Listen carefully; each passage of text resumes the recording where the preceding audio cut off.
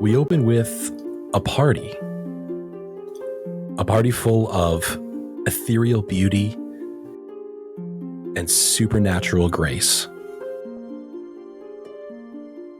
Suddenly, all figures freeze and look towards the side of the festivities, where a party has suddenly appeared. They look around nervously and confused, and all of the faces that are looking at them smile with a predatory hunger. Goosebumps. Yeah.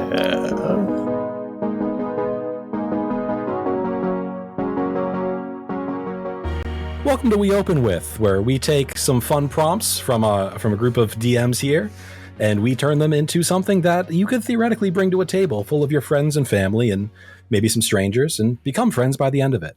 I'm Slow. I'm Alan. And I'm James. And today we want to do something a little bit different. I personally am not a huge combat, traps, dungeon delving sort of gentleman. I love me a good social interaction. So I thought, well, what if you had to do something that I personally find terrifying, and I would imagine a lot of other Dungeons & Dragons players find terrifying? Social interaction. Yeah, you have to just have a good time at a party. Great. I can finally roleplay as someone who knows what the they're doing in a social situation. I mean, I love the Fae aesthetic and the idea that they are just tremendously dangerous. And I hit on the idea of, well, they're going to be bored. They're always bored. They always want to find something that will entertain them more. And they love to with mortals. I don't know if it's Rip Van Winkle or there's folk tales about people that get trapped in these parties eternally. Oh. They'll come back in years and years have passed. So I thought, well, what if there's a group of people and one of them will get chosen to basically live the rest of their life in this party with these otherworldly creatures, which they view as a gift. Hey, you get to party forever. And the person would view as a horrifying fate. So I wanted to add the specifics of the mechanic aren't important, but the thought that you somehow keep track of how interesting the partygoers find the players. And at the end of the session, whoever has the most of these arbitrary interesting points basically loses. So the thought is you have to appear uninteresting, but you can't appear too uninteresting, because if you bore a Fae, they're going to do something to you that they find entertaining. So it's basically you want to get as low as possible without hitting 0. And if you hit 0, you're done for. Fae golf. Yeah. I just have to say, when I read this prompt, I was super excited because one of my favorite things is taking the typical, it's just a fun fairy that we get in so much D&D, and then going back to the old Dark Ages myth about him. Yeah, and the Irish ass Fae. This is serious. They will eat you. Yeah. Something I thought about with this, which I was trying to figure out mechanical wise, right? It's they're not trying to fail, but they're trying to not succeed. What does that look like in terms of a skill level? Because I mean, you've pretty much locked down what this is going to look like. Talking about how are you going to do it? I ran one where the participants had to be as incompetent as possible. And it's is it rewarding to a player for them to try to roll low and be really successful just in spite of it? Or is it a thing where they are so skilled at the task that actually helps them to fail? You know what I mean? So I thought about it as a tact you could take would be just try to be a milquetoast jabroni that is not interesting to anybody. Just tank conversations, just try to stay away from things that are actually interesting. Or the thought is maybe you talk up your party members. You tell crazy stories about amazing things that they did to make them more interesting. Do you play offense or do you play defense in here? Yeah. I like the idea that whatever the characters are kind of set up as, you could give them opportunities to play into those. Like if you have somebody who's a fighter, oh, there's someone there who's itching for a duel. And if you can like, make that an uninteresting fight by like either you're really good at fighting, so you just thrash them in an uninteresting manner, or take a dive. I like the caveat that you can't be too boring. Obviously, like there are like hard right angles that your right turns that your players can take. Oh yeah, this guy's itching for a fight. All right, well, I pee on him. Yeah, right. And it's like, okay, well, that's not going to go over well. Like, I think having that thing of like, well, you don't want to like piss them off or be too boring, or like you are also fucked, like really sets the high and low for them to play in the middle, which I think is really smart. I like the idea of like whatever the points end up being should be a dice roll to put a little bit of a gamble aspect on it. You pull out a pocket protector and you put on glasses with tape around it, and then you like you button up your top button a little bit more. Like, oh, that's going to be a D20 because you're going to be so cool. Yeah, exactly. Yeah, totally.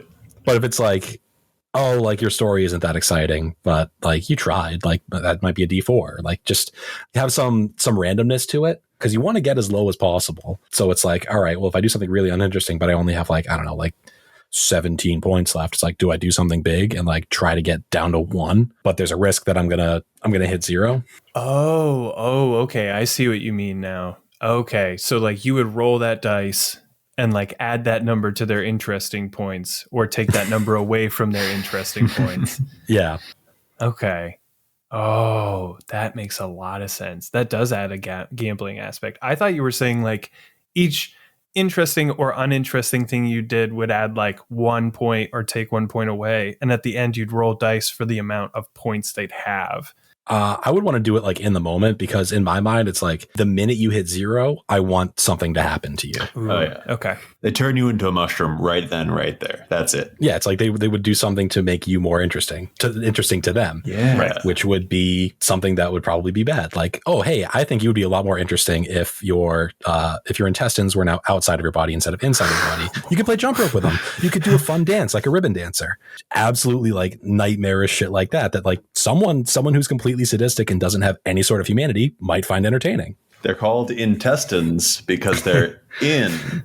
Yeah. Testing, not out testing. Bring them out so we can test with them. That brings up an interesting thing when you're considering how you're going to judge as the DM. What sort of things do these ethereal, otherworldly, alien even beings find entertaining? Maybe they just don't care about juggling or poetry or things that normal people would think of. I don't know why I went to juggling and poetry. Well, the most interesting things in the world, of course. Of course.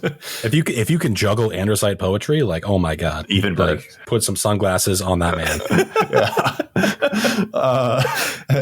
Yeah, it's like, okay, these creatures who are presumably undying, they have no real need for food. It's just sort of entertainment. Are they fascinated by by blood sport, by things dying, the concept of finality, or are they just entirely caught up with the arts and sort of entertainment and something that really makes them think and will occupy their minds as they contemplate and mull something over for, I don't know, the next 100 years? What's interesting to what are they called? Silky? The like weird... Selkie? Yeah, those. Yeah, so I like the idea of, instead of making it something uniform, have different characters around this party that would have different interests. So that way people can target their interactions. Like I was saying, like maybe you have somebody who's interested in the blood sport, like someone who's just like sharpening swords over in the side and just like looking on the rest of the party with disdain. Maybe you have someone reciting poetry. Maybe you have a dance floor of where people can try to match the supernatural moves of the Fae. You don't force your players to adapt to whatever you've come up with. You can have like some bare templates of characters, and then whatever your players decide to lean into, you can be like, okay, well, yeah, let's make a person who's interested in this tact. You don't have to set up a bunch of things that your players aren't going to end up interacting with anyway. Set up some basics, but then let's see what they do and give them things to bounce off of in the moment. I think in a structure like this, where you do have a much more free form one shot, it's not as if you have to rescue the princess from the dragon, where you have to get to the tower, get to the princess, kill the dragon, find the donkey. I think my sort of fear in that is that I would, on one hand, either not prepare anything and then it just be a lot of dead air during the session, or that I would go too far in the other direction, prepare way too much, and sort of force it all on my players. So I think in something like this, it might even just be good practice for, as you were saying, for kind of making it more of a conversation with the player while still also having this prep in the background to fall back on if you need it. Yeah, I think it does really depend on the style of both DMing and your players at the table. With all of these, of course, like you can adjust them to as much or as little preparation. The thing I've always run into is the more I prepare, the less expected routes anybody ever takes. So that's why I like the idea of like just have a couple characters down, put like 3 or 4 like firm ones in there, and then just like build out a couple blank slates, a name, an appearance, just some sort of feature about them, and then leave the rest blank. So that way, like you can just slot in stuff real quick. However many players I had in the session, I would have that many characters ready to go, fully fleshed out. And then I would, like I said, I'd have a few more in case they wanted to interact in a way that I hadn't even thought of. One thing, just depending on like how much you're going to prep your players, your intro hook doesn't mention this is going to be an interesting contest and like this is going to be scored and you don't want to get too low. How would I paint the scene when they first arrived to show them if you are too boring, something terrible is going to happen, right? I mean, you could have like maybe one of the heads of the court welcome them and tell them about this amazing opportunity that is now afforded to them, that they can be part of this party forever, never see their families again, never need to eat again or enjoy sex again. Like, this is all you. And we're hoping you're going to be like, cool. You're cool, right? You're not like Greg. Greg wasn't cool. And then they point over to like, I would absolutely want to have someone there who's already like won this game of the Fae, who's been trapped here for however many years, and is just like would take them aside and be like, you have to get out of here. Like, but that's a good point. Like, you want to have like the stakes immediately apparent. I didn't even think of having someone there who has already been given this gift. He's been there so long that like they're getting bored of him, and that's why they need someone new, so he can come over and explain it to him and then basically be executed. Sorry, you don't interest us anymore. Be executed, or maybe he's in it. He's done something to get the party there so that he can be relieved of his duty. Oh, so he can get out. Yeah. Oh, but then he would probably mislead them, right? That's true. He would tell them to like be like really entertaining so that I can go there. Well, it's like maybe just like by getting him there, he isn't relishing in this, but it's something that he just had to do just to get out. So he gets them there, just like lay the groundwork, and then be like, I'm sorry I did this to you. And then he can exit stage left. One of those things like, yeah, after you partied for 100 years, or like once you've partied for so long that they're starting to get bored of you, like they'll let you like rope somebody else in. Yeah. And then they can be like, oh, hey, you've done a good job. You've been pardoned from the party and from life. And then they're dead. But like up until that point, they won't let you die. Oh, yeah, for sure. Okay. Yeah. Oh, I think that's good. Yeah. Maybe you ask your party members, your characters, your players to do like a monster of the week kind of thing where it's like, tell me how you know each other. Like, tell me about like some fun adventures you guys have gone on together. Pick somebody and tell me about how they saved your life during an adventure. Ooh. Now you're like, oh, okay, we're in this danger. It's like, I'm not going to let you sacrifice yourself for us. Like, I will be the most interesting. Yeah, make them know each other so it's not just a bunch of strangers trying to screw each other over. Yeah. I like that. I love conflicting interests. Anytime I can have people want one thing and the opposite thing at the same time, I am 100% there for it. And I think this is a great opportunity for that. Yeah, I mean, that really flips the whole game on its head, because then you're like, no, I'm going to make you seem as boring as possible, and I'm going to make myself seem as interesting as possible. Yeah. Oh my God. And then if you could eventually get the party to devolve into people actually trying to be interesting at a party, just have a bunch of D&D players do what they think that would look like, would be even funnier.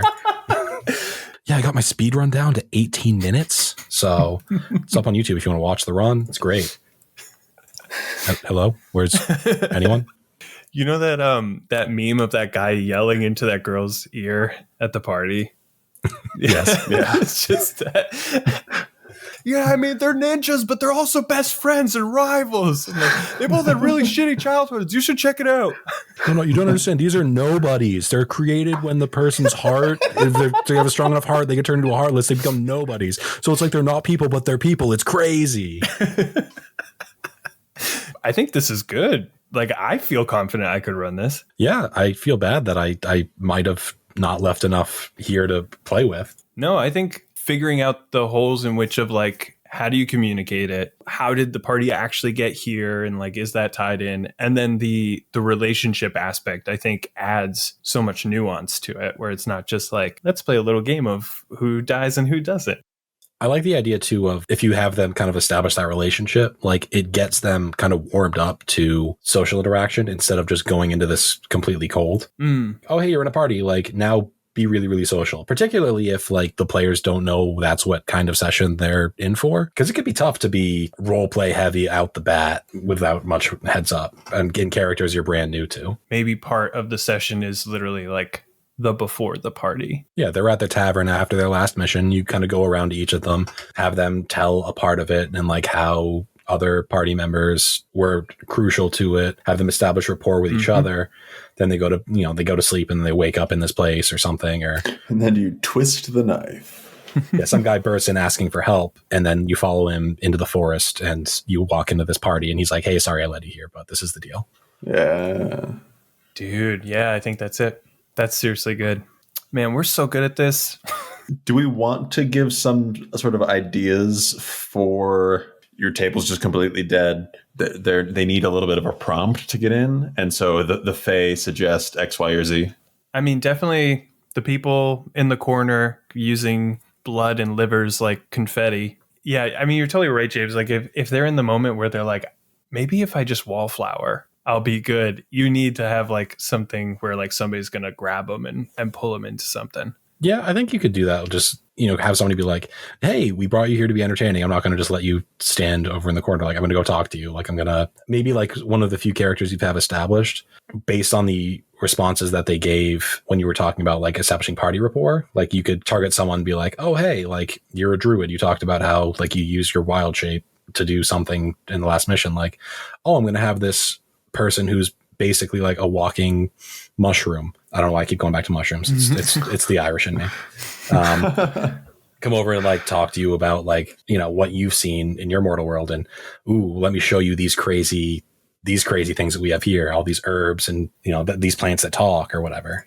Yeah. Maybe one of the members of this Fae court just like points at one of the PCs and says, you there. I find myself in the mood for whatever it might be, whether it's in the mood for a fight, in the mood for a poem, to just make something, to build it out of whatever is in the glade. I think that could get the players going in the right direction.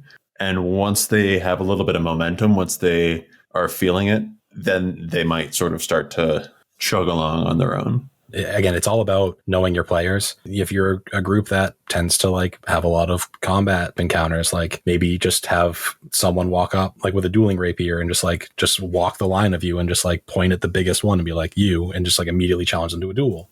Yeah. If they're people that like puzzles, like have someone come up and tell them like, oh, each of you tell me your best riddle right now. Along the line of the combat, if it's a party that likes to have a little bit more combat, maybe the Fae Lords have some sort of owl bear or other fantastical beastie just kind of hanging around, and they're like, you or all of you fight it. That way they're all trying to A, survive, and B, be either interesting or not interesting depending on what their particular goals are. Yeah, perhaps they have a cadre of failed aspirants to their parties who they've turned into monsters that like, oh, great. Now they can do something interesting.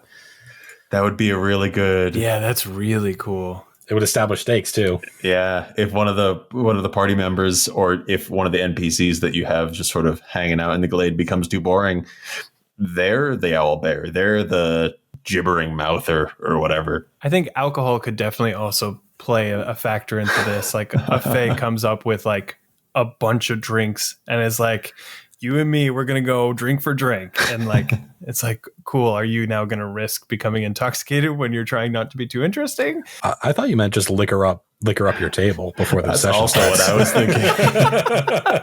That could probably have the same reaction.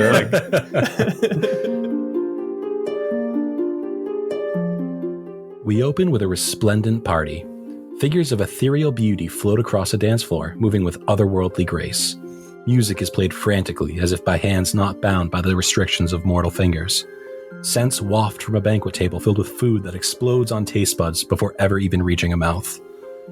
The music cuts off abruptly, and all faces turn in unison to look as a group of adventurers enters the glade. The mortals look around in confusion, as all the creatures of otherworldly beauty look upon them with two wide smiles and hungry eyes. Having just returned from a recent adventure, highlighting the close calls and the ways their companions saved their hide, this is where the adventurers now find themselves. Consider having the party do things like, before the session starts, talk about or discuss what relationships are present, how they helped each other out in the last fight, and how they relate to each other. You can also spend some time maybe thinking of prompts for the party to open them up and draw them in case they aren't feeling particularly inspired.